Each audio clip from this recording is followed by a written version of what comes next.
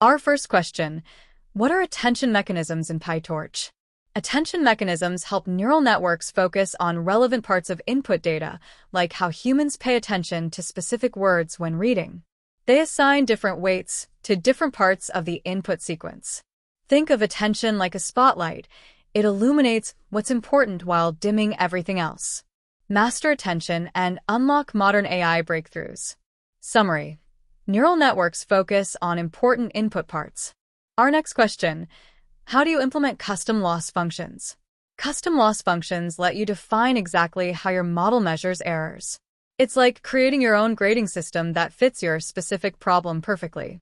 Custom loss equals custom rules. You're the teacher deciding how to grade your AI student.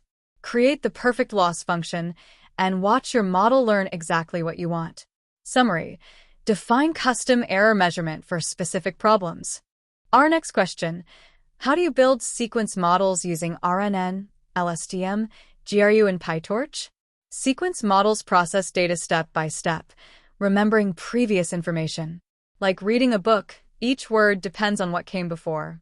LSTM and GRU are advanced versions that remember better. Remember, RNN has short memory, LSTM has long memory with gates, GRU is LSTM's efficient cousin. Summary: sequential data processing with improving memory capabilities. Our next question: how can you use PyTorch for transfer learning?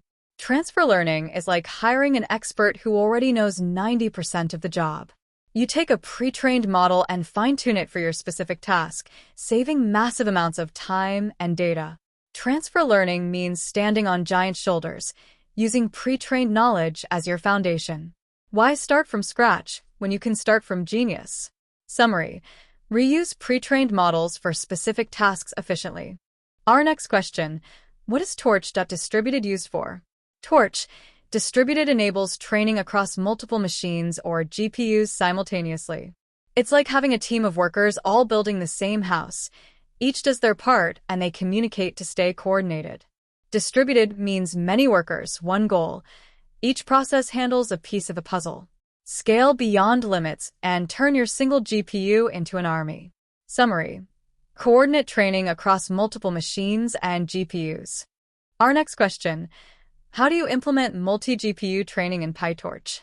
Multi-GPU training splits your model or data across multiple GPUs to train faster. It's like having multiple chefs cooking the same recipe simultaneously for much faster results. Remember, data parallel splits the batch. Distributed data parallel splits everything. Multiple GPUs mean multiple times faster. Turn hours into minutes with parallel power.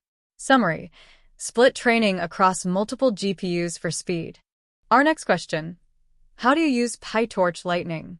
PyTorch Lightning organizes your PyTorch code and handles the boring stuff automatically.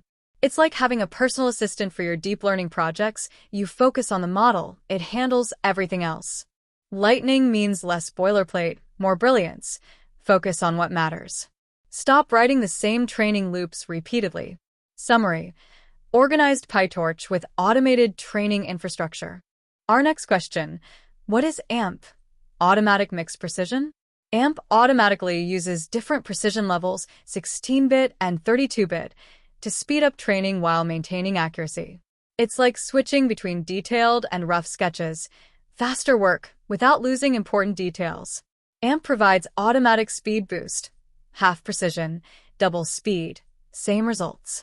Train faster without sacrificing quality. Summary: automatic precision optimization for faster training. Our next question: how do you create a GAN using PyTorch? GANs are two neural networks competing. A generator creates fake data. A discriminator tries to detect fakes. It's like an art forger versus an art expert, both getting better through competition. GAN means generator versus discriminator, two AIs in an arms race to perfection. Create something from nothing, turning random noise into infinite possibilities. Summary: two competing networks creating realistic synthetic data.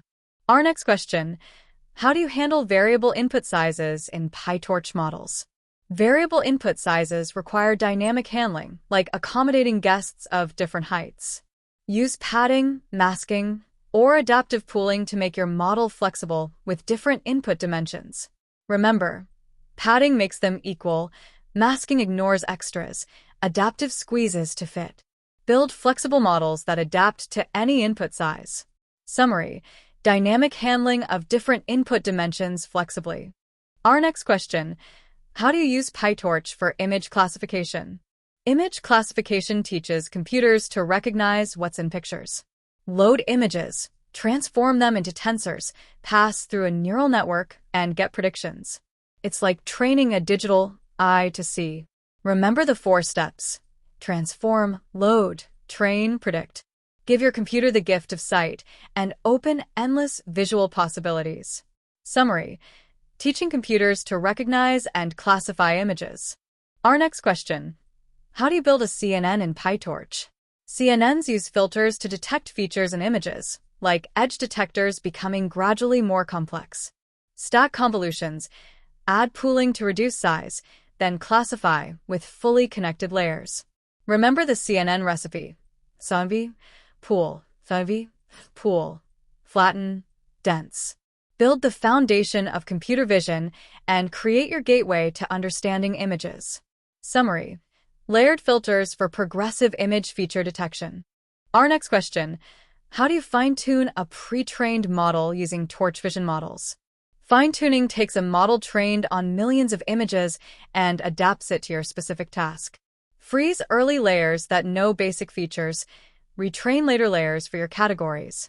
Remember, freeze the foundation, train the top, keep knowledge, change decisions. Why reinvent the wheel when fine-tuning gets 95% accuracy? Summary: adapt pre-trained models to specific classification tasks. Our next question: how can you perform object detection using PyTorch?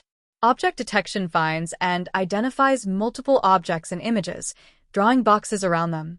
It combines classification, what is it, with localization, where is it? Like having superhuman vision that spots everything instantly.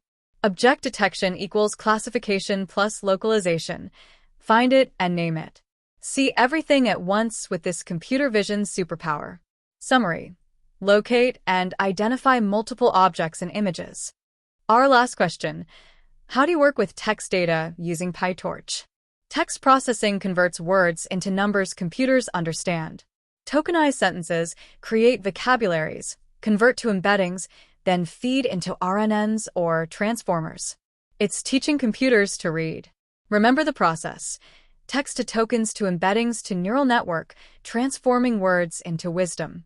Unlock language power for chatbots, translation, and true AI understanding. Summary: convert text to numerical representations for processing.